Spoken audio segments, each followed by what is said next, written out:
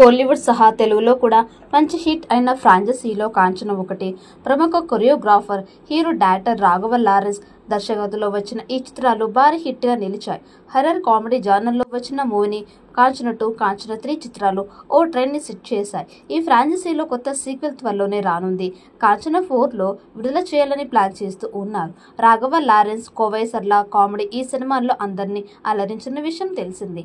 ఈ సినిమాలో వేదిక, నిత్య మీనన్, తాప్సీ కథానాయకులుగా నటించారు. ఇప్పుడు కాంచన 4లో పూజా హెగ్డే హీరోయిన్గా నటిస్తోంది.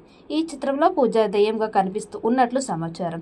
సినిమా కోసం లారెన్స్ భయంతో పాటు గ్లామర్ ట్రీట్ కూడా ఇవ్వడానికి కాస్టింగ్ని ఎంపిక చేశారు. ఇప్పటికే ఈ చిత్రం 50% షూటింగ్ కంప్లీట్ చేసుకుంది.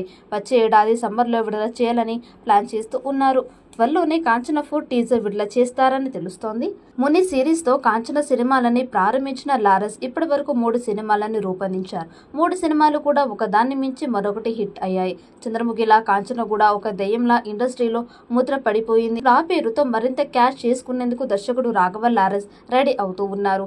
కాంచన 4ని దాదాపు 100 కోట్ల బడ్జెట్లో నిర్మిస్తూ ఉన్నట్లు యూనిట్ సభ్యులు సమాచారం. కాగా ఈ భారీ బడ్జెట్ సినిమాని బాలీవుడ్కి చెందిన గోల్డ్ మైన్ మూవీస్ నిర్మిస్తోంది. ప్రస్తుతం ఈ సంస్థ లారెన్స్ హీరోగా హంటర్ సినిమాని నిర్మిస్తోంది. మొదట ఈ సినిమాలో నయనతారకి హీరోయిన్ గా ఆనుకున్నారు. కానీ ఇప్పుడు పూజ వచ్చి చేరింది. పూజ ఈ చిత్రంలో మూగా చెవిటి పాత్రలు నటిస్తారని సమాచారం. టాలీవుడ్ లో స్టార్ హీరోయిన్ గా ఒక వెలుగు వెలిగి తక్కువ సమయంలోనే టాలీవుడ్ లో దాదాపు అందరూ స్టార్ హీరోలతో సినిమాలు చేసిన ముద్దగుమ్మ పూజా హెగ్డే కాలం కలిసి రాకపోవడంతో ఈమెకి చాలా తక్కువ కాలంకే తెలుగులో ఆఫర్లు తగ్గాయి. ప్రస్తుతం ఈమె చేస్తున్న సినిమాలేమీ లేవు. ఇందులో చేసిన ప్రయత్నాలు విఫలం కావడంతో పూజా దిక్కులు చూస్తోంది. ఈ సమయంలో లారెన్స్ రూపొందిస్తున్న కాంచన 4లో పూజాకి ఛాన్స్ దక్కింది. ఈ వీడియో మీకు నచ్చినట్టయితే లైక్ చేయండి, షేర్ చేయండి. మరిన్ని అప్డేట్ కోసం మన ఛానల్ని సబ్స్క్రైబ్ చేసుకోండి.